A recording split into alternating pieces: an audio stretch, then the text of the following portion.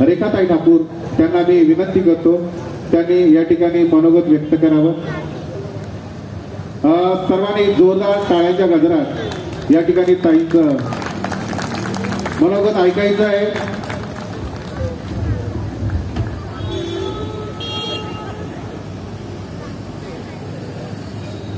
रेखाताई आप आगे बढ़ो।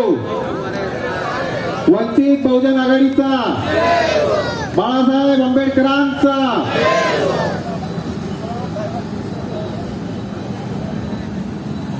परमपूज्य डॉक्टर बाबासाहेब आंबेडकर, महात्मा ज्योतिराव फुले, कुलवाडी भूषण छत्रपती शिवाजी महाराज ज्यांची संयुक्त जयंती महाराष्ट्रात ठिकठिकाणी साजरी होत आहे, त्या तीनही महापुरुषांना सर्वप्रथम मी अभिवादन करते।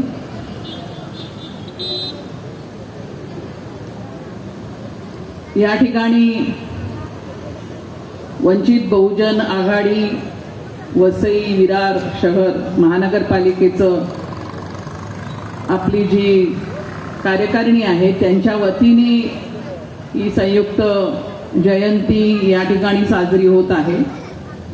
त्याबद्दल या कार्यकारिणीचे देखील मी खूप खूप अभिनंदन करते। मंचावर उपस्थित पालघर जिल्ह्याचे प्रभारी सुप्रेश खैरे, वसई विरार महानगरपालिकेचे अध्यक्ष संजय पवार,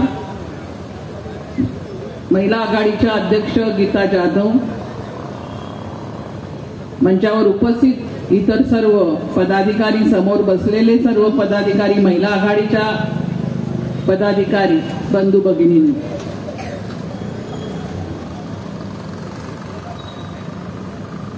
संपूर्ण महाराष्ट्रामध्ये आज ठिकठिकाणी आपण या महापुरुषांच्या जयंत्या साजऱ्या करत आहोत। महाराष्ट्राच्या समाजकारणामध्ये आणि राजकारणामध्ये ह्या महापुरुषांनी जे योगदान केलेलं आहे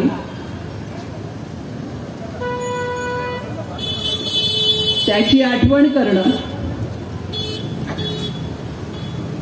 आणि त्यांनी जे कार्य उभं केलं, जे आजही एवढ्या वर्षानंतर अपूर्ण आहे, ते कार्य पुढे नेण्यासाठी म्हणून आपल्यावरती जी जबाबदारी आहे त्या बाबतीमधलं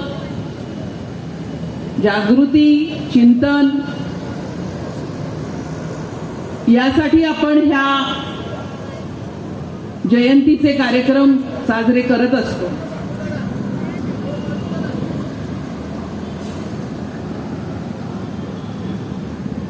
शिवाजी महाराजांनी त्यांच्या काळामध्ये या देशामधला जो वंचित होता, या देशामधला जो शूद्र अतिशूद्र होता, त्याच्या मदतीने महाराष्ट्रामध्ये एक स्वराज्य निर्माण केलं। ज्याप्रमाणे सांगितलं जातं हिंदवी स्वराज्य असं त्याला वर्णन केलं जातं, परंतु आपण लक्षात घेतलं पाहिजे की शिवाजी महाराजांनी जे कार्य या ठिकाणी केलं त्यांच्या काळामध्ये या महाराष्ट्रामध्ये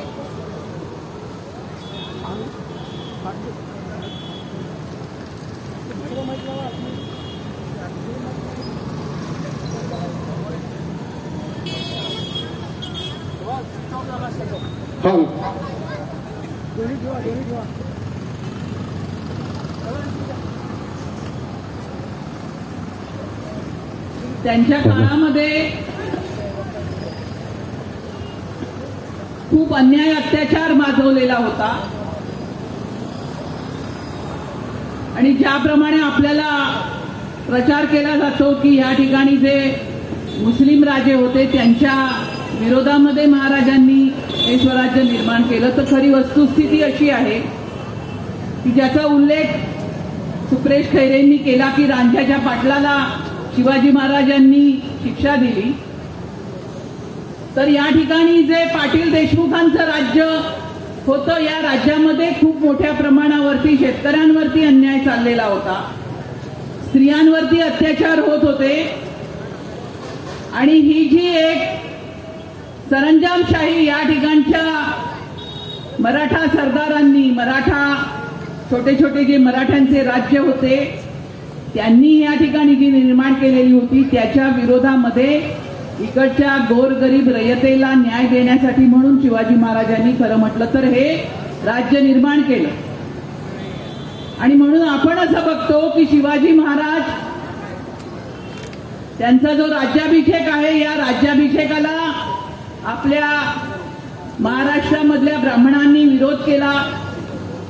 त्यांनी काशीवरून गागा भट्टांना आणलं आणि गागा भट्टांना लाच देऊन या ठिकाणी स्वतःचा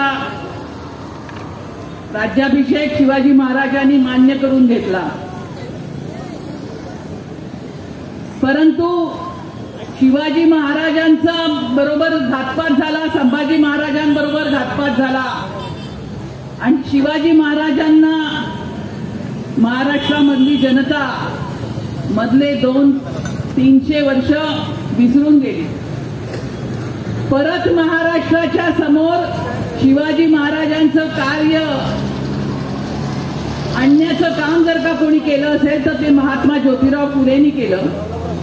रायगडावरती शिवाजी महाराजांची जी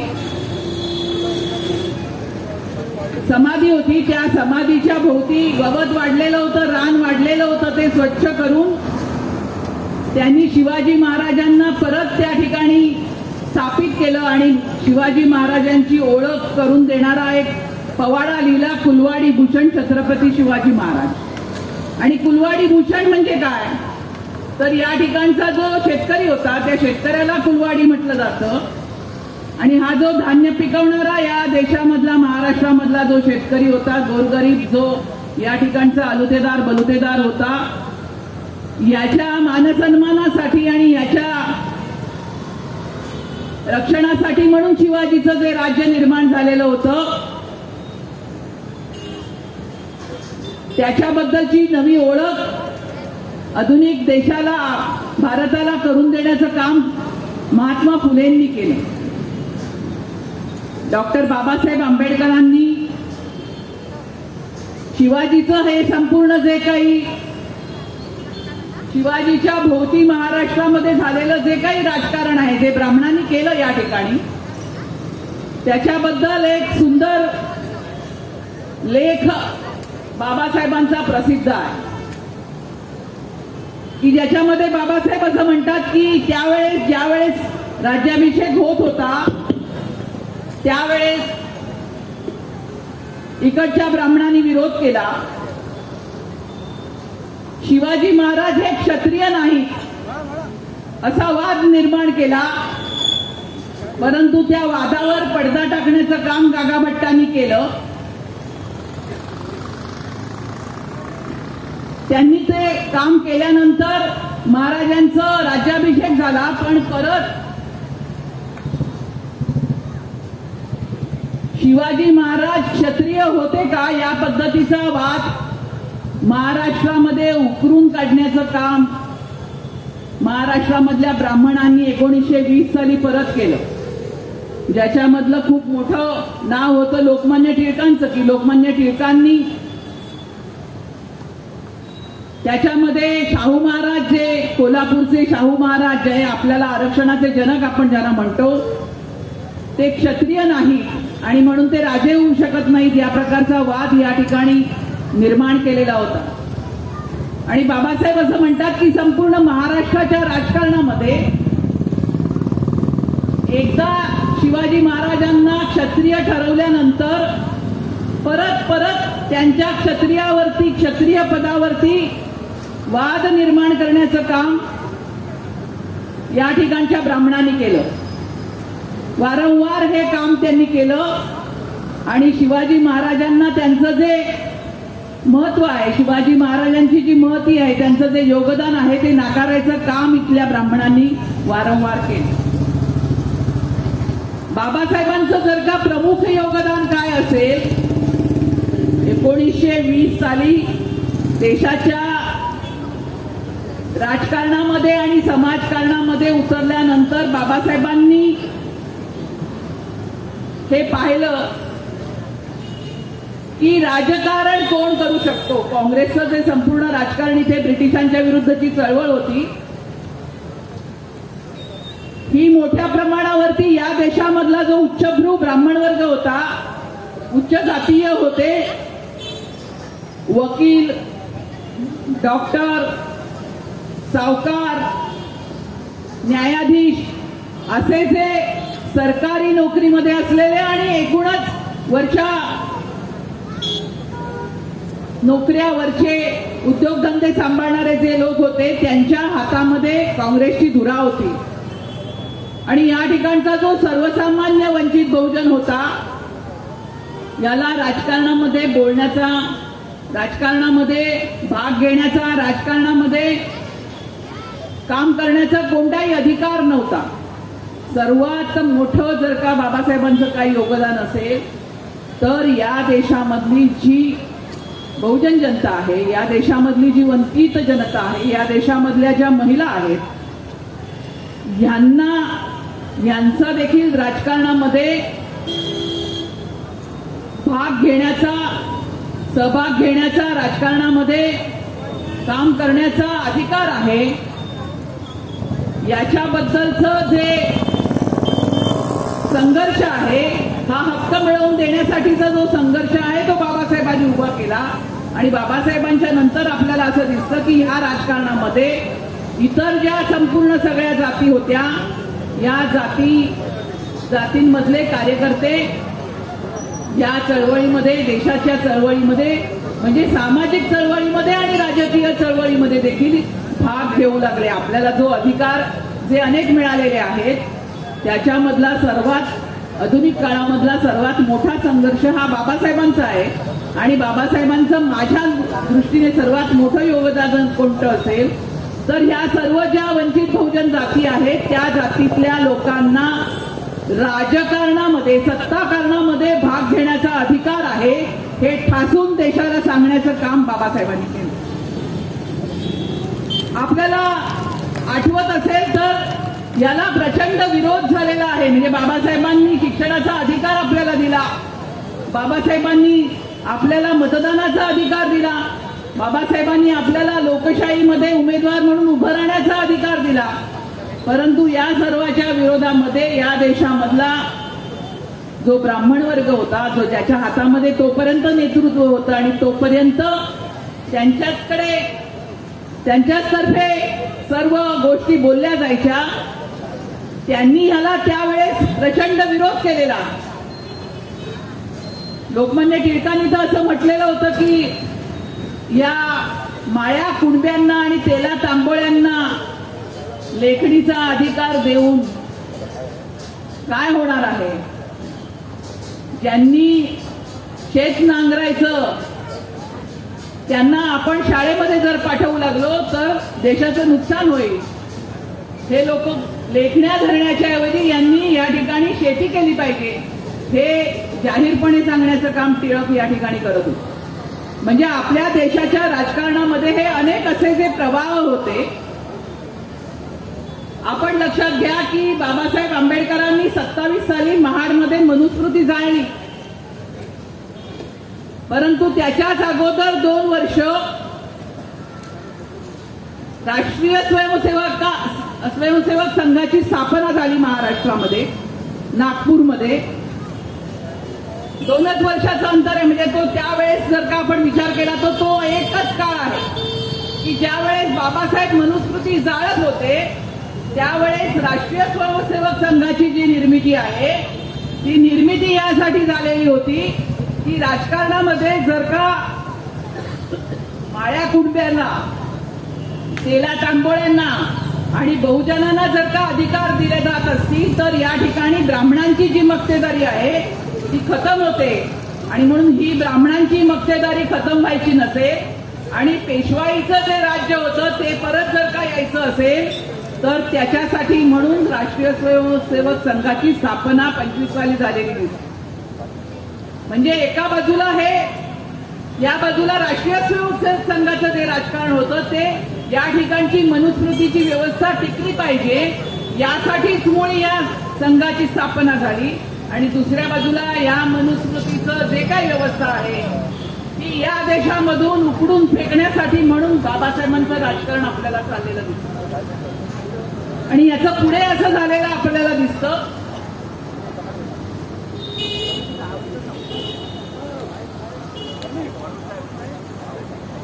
की जी 27 साली जी घोषणा बाबासाहेबांनी केलेली आहे मनुस्मृतीचं गहन जे केलेलं आहे त्या मनुस्मृतीला पर्यायी अशी व्यवस्था बाबासाहेबांनी संविधानाच्या रूपाने 1950 साली देशाला दिली. म्हणजे तोपर्यंत मनुस्मृतीच्या कायद्यानुसार या देशाचा कारभार चालत होता या देशाची व्यवस्था चालत होती. पण जर का मनुस्मृती आपण उखडून फेकणार आहोत तर त्या मनुस्मृतीच्या जागेवरती दुसरा कोणता कायदा असणार आहे. तर बाबासाहेबांनी समता स्वातंत्र्य आणि लोकशाहीचा कायदा जो संविधानाच्या मधून आपल्याला दिलेला आहे हा 1950 साली या देशाला दिला. आणि बाबासाहेब आपण दैवावर विश्वास ठेवत नाही पण दुर्दैवाने ही जी घटना बाबासाहेबांनी देशाला दिलेली आहे त्या घटनेच्या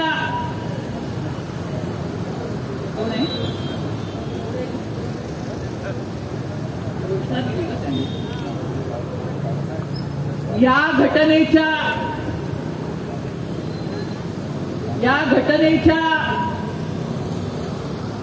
विचारानुसार या घटनेच्या धोरणानुसार या घटनेने दिलेल्या ध्येयानुसार जर का या देशाची वाटचाल व्हायची असेल तर बाबासाहेबांचं दीर्घकाळ अस्तित्व त्यानंतर खरं म्हटलं तर देशाच्या राजकारणामध्ये आवश्यक होतं. परंतु आपण बघतो की त्यानंतर 6 वर्षामध्ये बाबासाहेब आपल्याला सोडून गेलेले आहेत. त्यांच्या काळामध्ये जे महाराष्ट्रामध्ये त्यांचा शेका फेडरेशन नावाचा जो पक्ष होता ह्या पक्षाने बाबासाहेबांच्या काळामध्ये इकडे जे महाराष्ट्रामध्ये एक मोठं आंदोलन झालं संयुक्त महाराष्ट्र समितीचं आंदोलन मुंबई महाराष्ट्रामध्ये राहावी यासाठी एक आंदोलन जे झालेलं होतं 56 साली महाराष्ट्रामध्ये आणि त्याच्यानंतर महाराष्ट्र राज्याची निर्मिती झालेली आहे. या आंदोलनामध्ये सर्व जे वेगवेगळे या ठिकाणचे कम्युनिस्ट होते समाजवादी होते वेगवेगळे पक्ष होते ह्या पक्षांबरोबर शेका फेडरेशन देखील सामील होतं आणि त्या काळामध्ये जर का आपण बघाल तर या शेका फेडरेशनचे आमदार आणि खासदार देखील त्यावेळच्या निवडणुकीमध्ये मोठ्या प्रमाणावरती निवडून आलेले. बाबासाहेबांनी जी रिपब्लिकन पक्षाची भूमिका मांडली संकल्पना मांडली परंतु प्रत्यक्षामध्ये रिपब्लिकन पक्षाची स्थापना होण्याच्या पूर्वीच बाबासाहेबांचं महापरिनिर्वाण झालं. म्हणजे त्याची स्थापना ते करू शकले नाहीत त्यांनी संकल्पना मांडलेली आहे. परंतु जर का आपण ते पत्र बाबासाहेबांचं वाचलं तर ती संकल्पना आपल्याला लक्षात येईल की आज जी वंचित बहुजन आघाडीने मांडलेली भूमिका आहे की सर्व वेगवेगळ्या जाती धर्माच्या लोकांना सोबत घेऊन रिपब्लिकन पक्ष स्थापन करण्याची भूमिका बाबासाहेबांनी त्यावेळेस मांडलेली आहे. परंतु बाबासाहेबांच्या महापरिनिर्वाणानंतर आपल्याला असं दिसतं की या देशामधलं जे रिपब्लिकन राजकारण होतं या रिपब्लिकन राजकारणाचं जे काही नेतृत्व वेगवेगळे जे नेते उभे राहिले त्यांच्या रूपाने जे वेगवेगळे गट उभे राहिले यांनी बाबासाहेबांना अभिप्रेत असलेलं राजकारण इथे केलं ना. पक्ष नेऊन काँग्रेसच्या दावणीला बांधण्याचं काम इकडच्या रिपब्लिकन नेत्यांनी केलं आणि म्हणून मधल्या काळामध्ये 60 ते 70च्या दशकामध्ये प्रचंड मोठ्या प्रमाणावरती महाराष्ट्रामध्ये दलितांवर अत्याचार होऊ लागल्यानंतर दलित पॅन्थर नावाच्या एका संघटनेची स्थापना झाली. कारण या ठिकाणचं जे रिपब्लिकन नेतृत्व होतं ते बाबासाहेबांच्या संकल्पनेतलं राजकारण इथे करत नाही, सत्ताधारी होण्याचं राजकारण करत नाही, तर काँग्रेसला मदत करण्याचं आणि काँग्रेसला निवडून आणण्याचं राजकारण करण्यामध्ये हे नेते मशगूल होते आणि स्वतःपुरतं एखादं पद, एखादं मंत्रीपद, एखादी आमदारकी घेऊन खुश होते. तर हे जे राजकारण आहे, या राजकारणाने कंटाळलेला या महाराष्ट्रातला जो तरुण होता, या तरुणाने दलित पॅन्थरची स्थापना केली. परंतु दलित पॅन्थरच्या चळवळीमधून देखील आपल्याला असं दिसतं की सत्ताकारण काही आपल्या महाराष्ट्रामध्ये उभं राहिलं नाही. सत्ताकारण म्हणजे काय? सत्ताकारण म्हणजे जो राजकीय पक्ष असतो त्या राजकीय पक्षाचं जे चिन्ह आहे, या चिन्हावरती या राजकीय पक्षाने आपले अधिकाधिक उमेदवार उभे केले पाहिजेत. त्यांच्या चिन्हावरती मतदान झालं पाहिजे आणि त्या मतदानाच्या आधारावरती त्यांनी आपले आमदार, खासदार आणि जे लोकप्रतिनिधी आहेत, म्युनिसिपालिटीमधले असतील, जिल्हा परिषद मधले असतील, पंचायत समितीमधले असतील, ग्रामपंचायत मधले असतील, हे निवडून आणले पाहिजेत. परंतु निवडणुकीमध्ये जिंकून येण्याचं राजकारण इकडच्या रिपब्लिकन नेत्यांनी केलं नाही. आणि मग त्याची सुरुवात आपल्याला असं दिसतं की बाळासाहेब ज्यावेळेस 80च्या दशकामध्ये राजकारणामध्ये उतरले आणि त्याच्यानंतर त्यांनी भारिपची स्थापना केली, भारतीय रिपब्लिकन पक्षाची, त्याच्यानंतर खऱ्या अर्थाने महाराष्ट्रामध्ये रिपब्लिकन चळवळीचं, रिपब्लिकन जनतेचं जे मत आहे, हे मत खऱ्या अर्थाने आपल्या चिन्हावरती मतपेटीमध्ये यायला लागलं. 1993 साली बाळासाहेबांनी भारिपमधून भारिप बहुजन महासंघ या नवीन पक्षाची स्थापना केली आणि त्याच्यानंतर त्यांनी जे अकोल्यामधलं राजकारण, आता खैरेंनी सांगितलं त्याप्रमाणे अकोल्यामधले जिल्हा परिषद आजही तेव्हापासून आपल्या ताब्यामध्ये आहे आणि अकोल्यामधून आपण आमदारही निवडून दिले, बाळासाहेबांना 2 वेळा आपण निवडून दिलं. तर जर का आपल्याला निवडणुकीमध्ये आपण राजकारण करणार नसू तर सत्ताधारी होण्याचा कोणताही मार्ग आपल्यासमोर खुला नसतो. आणि म्हणून आज वंचित बहुजन आघाडीने जेव्हा इथे ही जयंती साजरी केलेली आहे, त्याचं महत्व हे आहे, मला माहिती आहे या वसई विरारमध्ये आपला उमेदवार देखील आपण गेल्या निवडणुकीमध्ये दिलेला आहे, पण आपण त्याच्या मतपेटीमध्ये आपलं मत जेवढ्या प्रमाणात बाळासाहेबांना पाठीराखा आहे, जेवढ्या प्रमाणात बाळासाहेबांचे हितचिंतक आहे, तो हितचिंतकाचं जे मतदान आहे ते आपण मतपेटीमध्ये आणू शकलेलो नाही, ही वस्तुस्थिती आहे. मी आपल्याला हे सांगायचा प्रयत्न करत आहे की आपल्याला खरंच एक गंभीर राजकारण करण्याची आवश्यकता आहे, तरच खऱ्या अर्थाने बाबासाहेबांचं जे कार्य आहे त्याला आपण योग्य पद्धतीने श्रद्धांजली दिली असं होतं.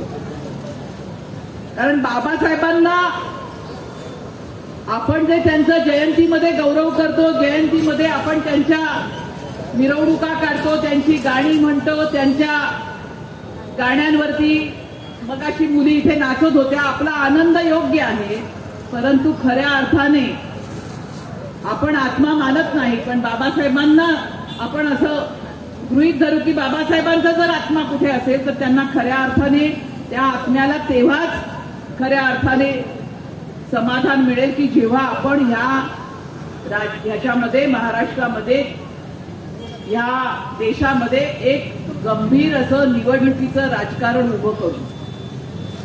या निवडणुकीच्या राजकारणाबद्दल आपण गंभीर नाही हे वारंवार आपल्याला समोर दिसतं. आणि म्हणून आपल्याला यावेळेस जो एक आदेश आलेला आहे पक्षाकडून, अनेक ठिकाणी आपण बघतो की वेगवेगळे पक्ष वेगवेगळे गट तट एकत्र येतात आणि जयंत्या करतात, परंतु यावेळेस बाळासाहेबांनी हा लेखी आदेश काढलेला आहे की जयंती पक्षाच्या बॅनरवरच करायची. म्हणजे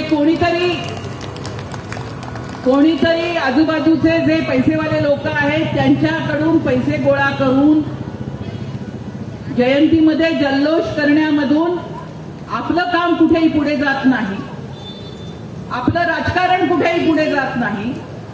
आपल्या राजकारणावरती जर का आपण गंभीर असायचं असेल, व्हायचं असेल, तर हे सर्व जे काही वेगवेगळे उपक्रम आहेत, म्हणजे जयंती हा देखील एक महत्वाचा उपक्रम आहे.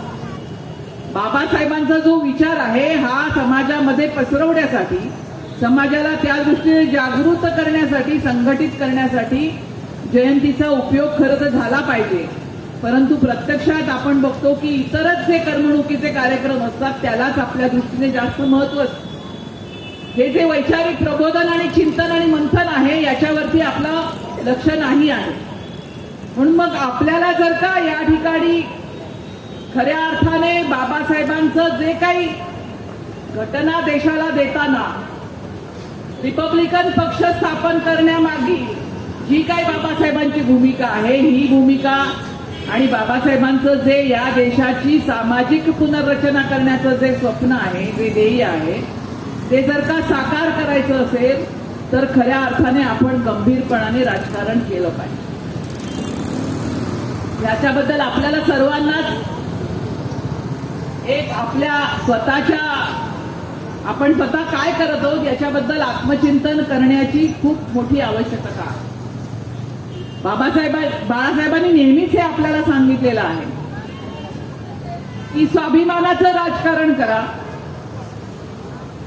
दुसऱ्याच्या बंगल्यावर जाण्याऐवजी स्वतःच्या झोपडीमध्ये इतर पक्षाच्या श्रीमंत पक्षांच्या नेत्यांना चहा प्यायला बोलवा. त्यांच्याकडे बिर्याणी खायला जायच्याऐवजी तुमच्या झोपडीमध्ये चहा प्यायला त्यांना बोलवा. याचं कारण असं आहे की खऱ्या अर्थाने आपल्याला जर का या ठिकाणी स्वाभिमानाचं राजकारण उभं करायचं असेल तर आपल्याला देखील आपल्यामध्ये खूप मोठे बदल करावे लागतात.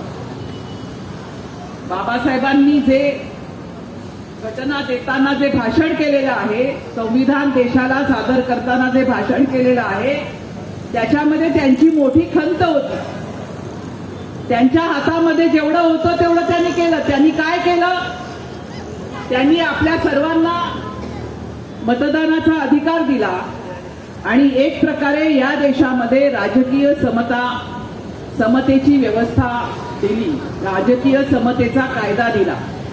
परंतु हे भाषण बाबासाहेब जेव्हा करतात तेव्हा त्यांनी असं म्हटलेलं आहे की मी जरी राजकीय समता देत असलो, लोकशाही या देशाला देत असलो, इथल्या सर्वसामान्य माणसाला अधिकार देत असलो, तरी प्रत्यक्षामध्ये या ठिकाणची जी सामाजिक आणि आर्थिक व्यवस्था आहे ती विषमतेची आहे, ती उच्च नीचतेची आहे. आणि जोपर्यंत उच्च नीचतेची आर्थिक आणि सामाजिक व्यवस्था राहते तोपर्यंत ही जी राजकीय समतेची व्यवस्था आहे तिला काही अर्थ नाही.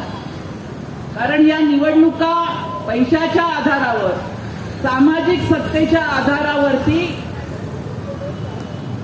दंडुकेशाहीच्या आधारावरती या निवडणुकांमध्ये इकडचे जे प्रस्थापित जो वर्ग आहे, इथला जो प्रस्थापित जी इकडची व्यवस्था आहे ती आपल्याला ही राजकीय समता जी आहे ती राजकीय समता मिळू देणार नाही हे त्यांना समजत होतं. आणि म्हणून त्यांनी असं म्हटलं की जर का या विषमतेच्या परिस्थितीमधून आपण समतेच्या म्हणजे आर्थिक आणि सामाजिक समतेच्या व्यवस्थेपर्यंत गेलो नाही तर ही राजकीय समता संपुष्टात येईल असं त्यांना भीती वाटत होती. आणि आपण सध्या जे काही महाराष्ट्रामध्ये जे राजकारण बघतो आहोत, देशामध्ये जे राजकारण बघतो आहोत, त्याच्यामध्ये ही अशा प्रकारची राजकीय जी आपल्याला मिळालेली जे अधिकार आहेत ते पैशाच्या आधारावरती कशा प्रकारे नेस्तनाबूत केले जात आहेत याचे अनुभव आपण दर निवडणुकीमध्ये घेतो आहोत. ईव्हीएमचा प्रश्न तर आपल्या समोर माहिती आहे आपल्याला, मी त्याच्या खोलात जाणार नाही कारण या ठिकाणी वेळ नाही.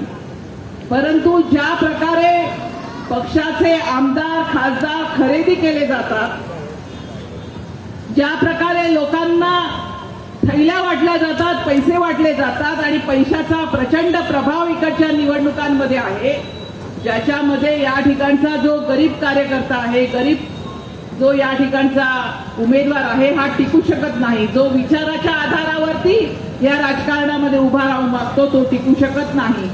अशी एक पैशाने विकत घेतल्याची परिस्थिती या देशामध्ये झालेली आहे. विधानसभेमधले आमदार देखील अशा प्रकारे आपण निवडून दिलेले आमदार, ज्यांनी खरं म्हटलं तर आपल्यासाठी काम केलं पाहिजे, ते पैशासाठी लाचार झालेले आणि खोके घेऊन गुवाहाटीला पळून जाताना आपण पाहिलेले आहे. आणि म्हणून ही जी परिस्थिती, हे जे निर्माण झालेलं आहे, ज्याच्यामधून या ठिकाणी बाबासाहेबांनी जी व्यवस्था आपल्याला दिलेली आहे ही धोक्यात आलेली आहे, ही वस्तुस्थिती आहे. आपण म्हणतो की संविधान धोक्यात आहे, संविधान धोक्यात आहे याचा अर्थ हाच आहे. आणि खरं म्हटलं तर आज एवढंच आवाहन मी आपल्याला करते, कारण खूप उशीर झालेला आहे, की हे जे राजकारण आज आपल्या समोर आपल्याला दिसतं आहे, ज्याच्याने आपण मतिकुंठित झाल्यासारखा आपल्या या ठिकाणच्या कार्यकर्त्याला की ह्या परिस्थितीमध्ये आपण करायचं काय आहे, याच्यामध्ये आपण दिशाहीन झाल्यासारखे काम करत आहोत. एका बाजूला वंचित बहुजन आघाडीचं आपण काम उभं करत असताना, म्हणजे प्रतिकूल परिस्थितीमध्ये कार्यकर्त्यांना मी धन्यवाद देते की प्रतिकूल परिस्थितीमध्ये इकडच्या व्यवस्थेशी, इथल्या सत्तेशी, इकडच्या पोलिसांशी, इथल्या सत्ताधाऱ्यांशी भांडायचं काम आणि न्याय मिळवून देण्याचं काम आपले कार्यकर्ते ठिकठिकाणी करत आहेत. पण तरी सुद्धा आज ही जी घटनेने, संविधानाने निर्माण केलेली जी व्यवस्था आहे, जी बाबासाहेबांनी निर्माण केली, ती व्यवस्था टिकवायची कशी, ती पुढे न्यायची कशी आणि खऱ्या अर्थाने या ठिकाणी एक सामाजिक परिवर्तन कसं आणायचं, याच्या बाबतीमध्ये आज आपल्या समोर अनेक गहन प्रश्न निर्माण झालेले आहेत.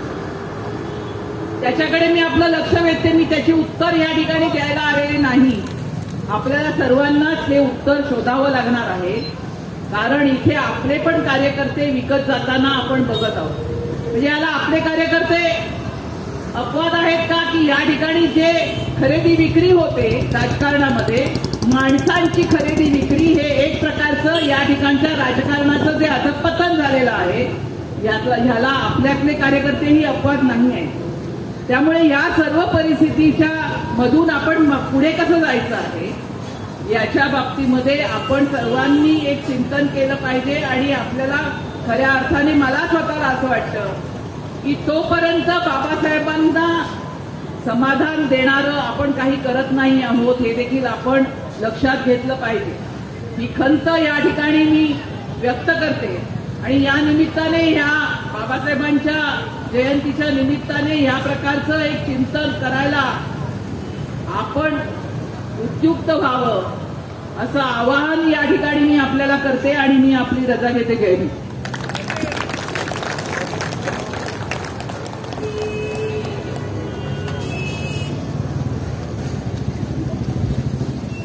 धन्यवाद ताई. आपण या वसई नगरीमध्ये येऊन सर्व कार्यकर्त्यांना एक मनोबल निर्माण करून दिलं, त्याबद्दल आपले वसईच्या वतीनं आम्ही मनपूर्वक आभार व्यक्त करतो. आणि खरोखर महाराष्ट्राचे सुप्रसिद्ध गायक प्रेम तातेसाहेब कुठं असतील, त्यांनी लवकरात लवकर यायचं की वंचित बहुजन आघाडीमध्ये आम्ही सर्वांनी निरीक्षण केलं, आमचे अध्यक्ष सुद्धा, तर आम्हाला या वंचित बहुजन आघाडीमध्ये जर एक नंबरला कोणी काम करणार जर व्यक्ती असेल तर ती गीताताई जाधव आहे. आणि तिच्यासाठी जोरदार टाळ्या झाल्या पाहिजे, कारण त्यांना कधीही आवाज द्या, त्या खरोखर त्या पद्धतीनं काम करतात. तो बौद्ध समाज मेळावा असो, आंदोलन असो महाबोधीचं, त्या अग्रेसर होत्या आणि खरोखर त्यांचं कौतुक करावं तेवढं करते. मी ताईंना विनंती करतो की त्यांचा या ठिकाणी आपल्या हस्ते सन्मान करावा. गीताताईसाठी जोरदार एक आम्ही उपमा दिली आहे की दुश्मनासाठी ही वाघीण आहे आणि डिवचलं तर नागिन आहे. जोरदार टाळ्या झाल्या पाहिजे.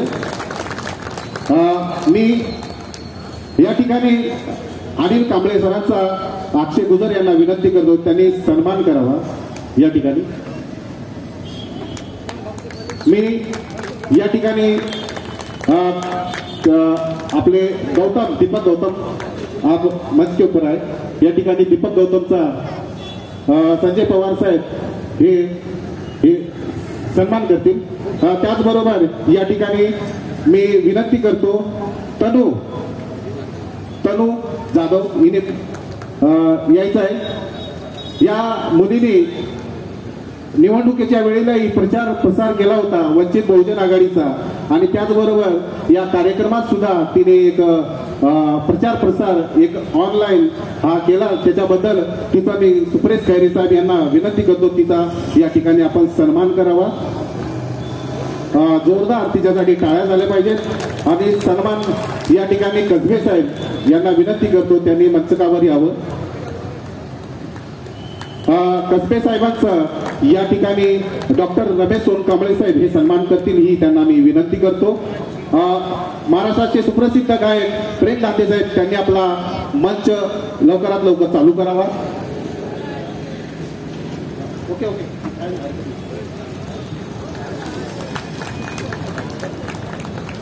त्याचबरोबर आमचा आजचा जो आंबेडकर बनून आलेला मुलगा त्याचा या ठिकाणी सन्मान आदरणीय रेखाताई करतील, ही त्यांना विनंती करतो.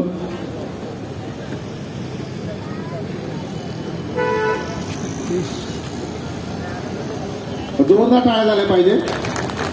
त्याचबरोबर या ठिकाणी महाराष्ट्राचे सुप्रसिद्ध गायक प्रेम दांडे साहेब यांचं या ठिकाणी सन्मान संजय पवार सादिक भाई शेख करतील. त्यांना शाल व पुष्पगुच्छ आणि सन्मान देऊन त्यांचा या ठिकाणी सन्मान करतील.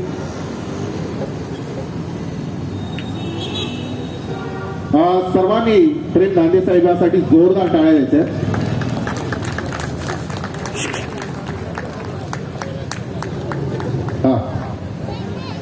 सर्वांनी दांडे साहेबांसाठी जोरदार टाळ्या.